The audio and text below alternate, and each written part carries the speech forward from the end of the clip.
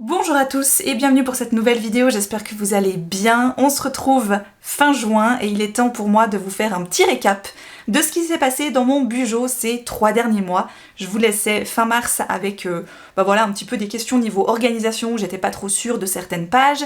On va revenir aussi sur quelques listes que j'avais pu faire, notamment celle pour le Witches Readathon. On a également la liste des livres et des films et des séries que j'ai envie de voir pour cet été, je pense qu'on va passer un petit peu tout ça en revue. Alors on va commencer par le Bujo et voir un petit peu ce qui s'est passé ces 3 derniers mois à l'intérieur. Évidemment, vous vous en doutez, qui dit moment Bujo dit forcément moment écoute de livre audio. Et je peux le faire grâce à mon partenaire éternel et cosmique du jour. Oui, j'ai décidé qu'ils allaient atteindre ce seuil, en fait, à un moment donné.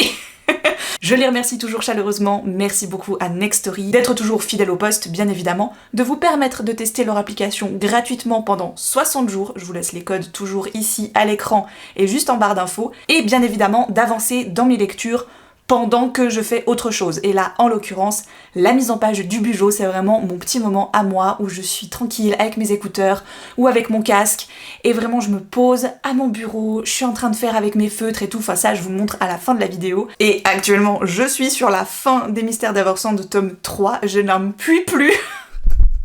On est sur révélation et twist et je te fais des coups dans le dos et des machins.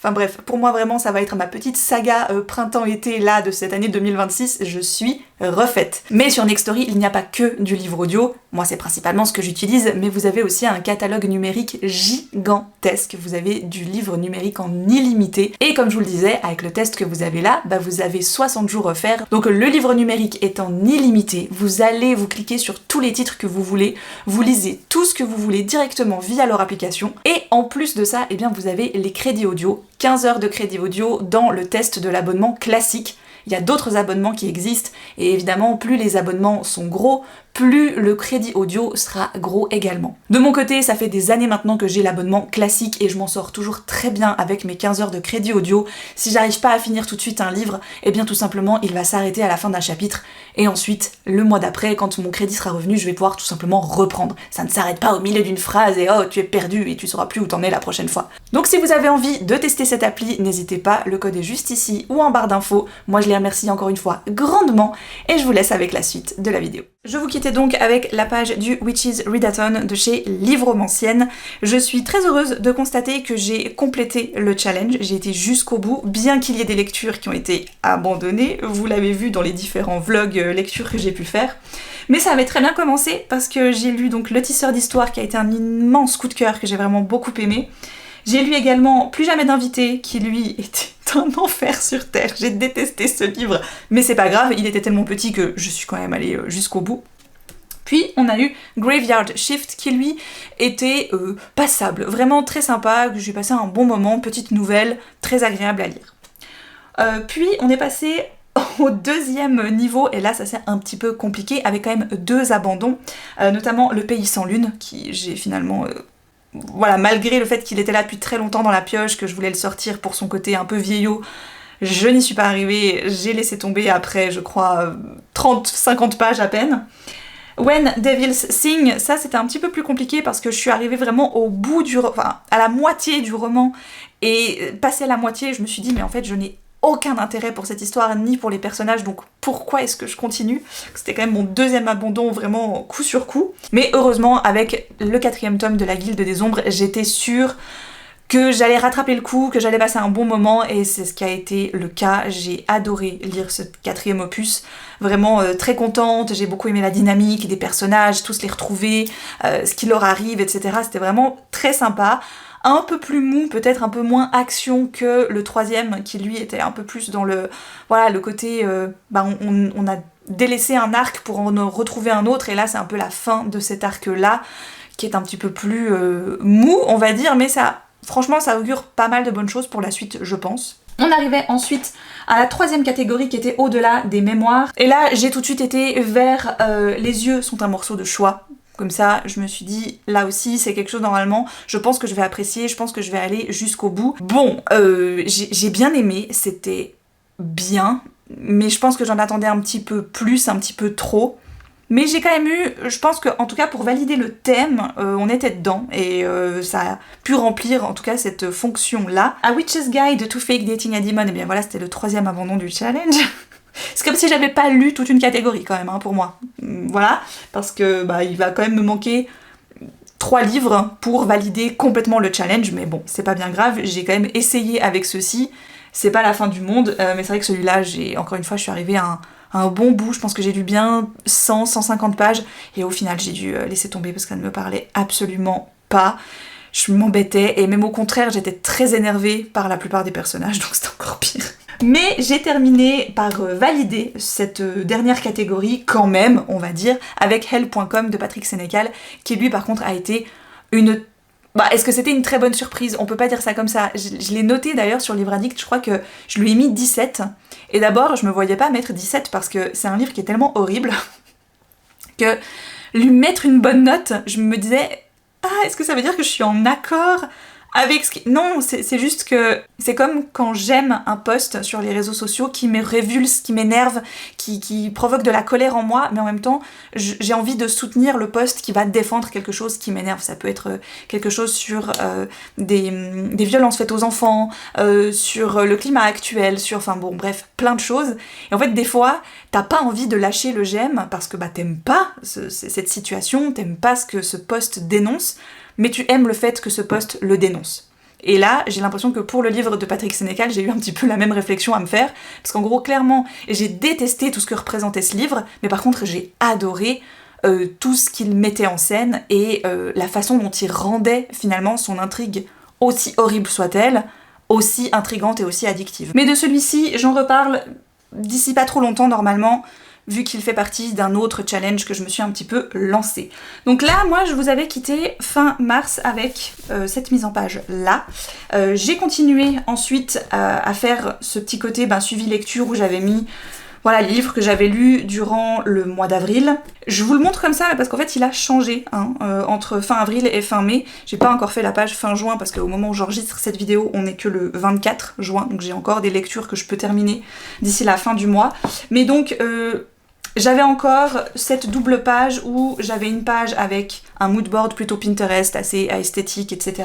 Et j'avais une page plutôt photo avec les souvenirs du mois que je m'amuse à faire de mon côté aussi et que j'aime beaucoup, voilà, représenter. Mais je trouvais en effet un peu dommage d'avoir cette double page qui certes me sert à quelque chose, c'est une très jolie, chouette page, mais j'aurais voulu quelque chose d'un petit peu plus efficace. Je vous passe mes semaines qui sont toujours les mêmes. Et on en arrive donc au mois de mai. Et là, on n'a pas 2 doubles pages avec un côté photo, un côté Pinterest, un côté où j'écrivais rien, et un côté où je faisais un peu mon suivi lecture. Finalement, j'ai tout regroupé comme ça. Donc ici, on va avoir à la fois du Pinterest, donc c'est des photos qui ne sont pas à moi, mais que j'utilise pour voilà, mon petit plaisir personnel dans mon carnet. Et on a des photos qui sont à moi, qui sont des souvenirs, qui sont des petits moments un peu clés du mois.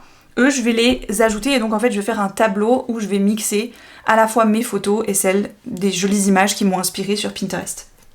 Le suivi lecture, lui, il a changé un petit peu aussi. Je trouvais ça un peu triste et un peu standard, un peu carré, que de mettre à chaque fois les couvertures les unes à côté des autres comme ça, sans plus finalement. Je me suis un peu inspirée de ce que je vois à gauche à droite, de personnes qui tiennent des pages comme ça. L'idée c'est pas d'avoir un carnet où je fais que ça, parce qu'en fait j'en ai déjà un, je l'ai fait, je l'ai créé. Donc ça tombait quand même un peu sous le sens que je l'utilise pour faire des plus longues chroniques, pour vraiment profiter finalement de tenir à jour un carnet de lecture, mais j'avais envie d'avoir ce côté un peu où c'est regroupé, voilà, où je sais, dans le mois, en un coup d'œil, j'ai lu ces livres-là, et voilà, je rajoute des petits trucs, je mets des petits commentaires, ce genre de trucs. J'aime bien, voilà, j'aime bien l'idée, en tout cas pour l'instant ça me parle assez, je pense que je vais continuer, on verra à quoi ressemblera celui du mois de juin. Et donc on a, sans transition, la seule transition c'est cette double page, on passe évidemment du mois d'avril au mois de mai, comme ça, très facilement.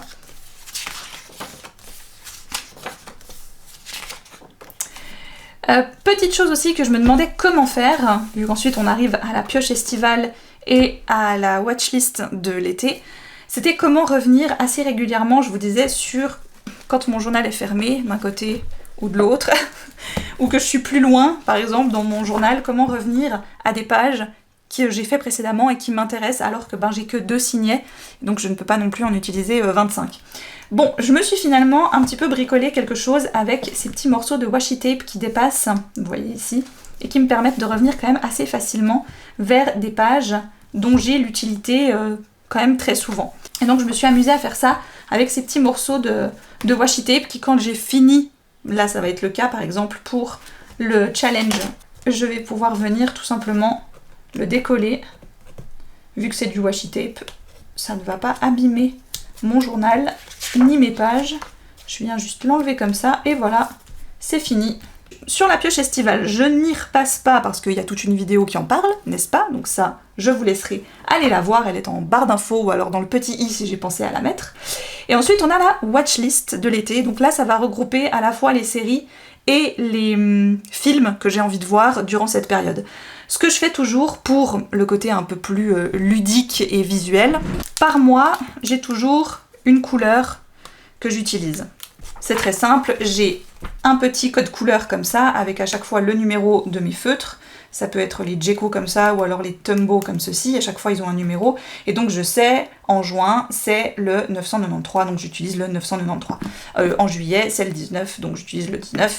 Et au mois d'août, ce sera le 49, donc j'utiliserai le 49. Pour ces pages comme celle-ci, quand je lis un livre, je viens la passer à la couleur du mois en cours. Là, c'est celui-ci. Puis quand on arrivera sur juillet, je passerai en comme ça. Et août, vous avez compris le concept. Je trouve que c'est assez sympa visuellement ensuite de voir toutes les couleurs qui ont été utilisées. Et que, bref, c'est juste absolument, ça sert pas à grand chose à part que visuellement c'est assez plaisant. Pour les séries, je vais toujours passer dans la couleur dans le mois dans lequel j'ai commencé la série. Je vais pas commencer à faire des mix de couleurs parce que je l'ai commencé là mais je l'ai terminé le mois d'après. Voilà, ça c'est pas très grave. Et puis bon pour les films, comme c'est vu en une fois, hein, de toute façon voilà. Donc en termes de séries, j'en ai quand même quelques-unes, dont les 4 saisons que j'ai officiellement d'ailleurs terminées. Voilà, donc ça je peux comme ça la passer. Ensuite nous avons La Servante écarlate que j'ai commencé, From, je vous en parlais, que j'ai commencé, Widow's Bay, je ne l'ai pas encore commencé mais ça ne saurait tarder, Every Year After, je l'ai commencé, j'aime trop, et puis on en a encore je crois quelques-unes qui sont par là-dedans, mais oui je crois le 5 Star Weekend justement, l'été 36, mais voilà, ça c'est pour des choses peut-être pour un peu plus tard, et si je ne les fais pas, c'est pas très grave. Pour les films, on a pas trop mal commencé, avec Vincent on en a déjà fait 4 pour le mois de juin, donc je suis plutôt contente, notamment Send Help, que je voulais voir, voilà, parce que y a Dylan O'Brien, il y a Rachel McAdams que j'aime beaucoup aussi, et vraiment le film était incroyable. Faut être un petit peu accroché, un petit peu, voilà, mais franchement on a beaucoup aimé. The Gorge, on voulait le voir aussi, et on était très contents du résultat, enfin nous on a passé un bon moment en tout cas. J'en ai plusieurs autres un petit peu plus légers ou autres comme le Naomi and Ellis No Kiss List qui est clairement une rom-com par excellence. Ticket to Paradise, c'est juste parce qu'il y a Julia Roberts. Voilà. Challengers, Before Sunset, ça j'ai très envie de continuer parce que je m'en fais un par année. Et vu qu'il y a un gap de temps quand même, je crois de 10 ans à chaque fois ou de 5 ans entre chaque film, c'est assez intéressant je trouve de les voir maintenant. Live is Life, People We Met on Vacation, parce que tout le monde a lu le livre et tout le monde a vu le film, donc pourquoi pas. Oasis, je crois que c'est une série Netflix, à voir. Encore toi, je ne sais plus ce que c'est, je sais plus, enfin bref. Où sont les hommes, Ainsi va la vie, Forbidden Fruit, ça me faisait très très très envie. Thelma et Louise, j'étais tellement contente de le revoir parce que je l'avais vu il y a très longtemps. Sabrina, j'ai mis Casanova et la Sex List, c'était assez rigolo, c'est Vincent qui a trouvé ce film, franchement on s'est bien marré, mais typique des années 2000 quoi, hein, très clairement typique des années 2010 même, parce qu'il est de 2011 je crois, bref. Y a de quoi faire, y a de quoi voir venir, comme je vous disais dans le Tiny Talk volume 2 que j'ai fait avec Marion, j'aime bien ce genre de liste parce que ça me permet de moins perdre de temps quand arrive le moment de se dire « Oh tiens, qu'est-ce que je pourrais regarder ce soir ?» En fait, je me pose pas vraiment cette question parce que souvent, je sais d'avance ce que je veux regarder. Je suis pas là à zoner pendant je ne sais combien de temps sur quel contenu je vais bien pouvoir lancer. Tiens, je vais regarder 20 bandes annonces et finalement, je vais rien regarder. Ça m'arrive plus trop parce que finalement, je cherche pas mal à l'avance ce que je veux voir, et là un peu comme pour les livres, je vais les mettre dans des catégories saisonnières, et ce qui va faire que je vais arriver dans la saison en cours et je vais me dire ah bah oui, génial, j'ai tout ça. Et chose trop cool que je me réjouis de pouvoir mettre en place et de tester, c'est que sur Seriebox, qui est le site que j'utilise pour faire pour un peu noter les choses où j'en suis, notamment pour les séries, je trouve que c'est très pratique parce que tu peux cocher les épisodes que tu as vus et tu sais à chaque fois où tu en es. Pareil pour les films, tu peux un peu zioter qu'est-ce qui va sortir, qu'est-ce qui est attendu, etc.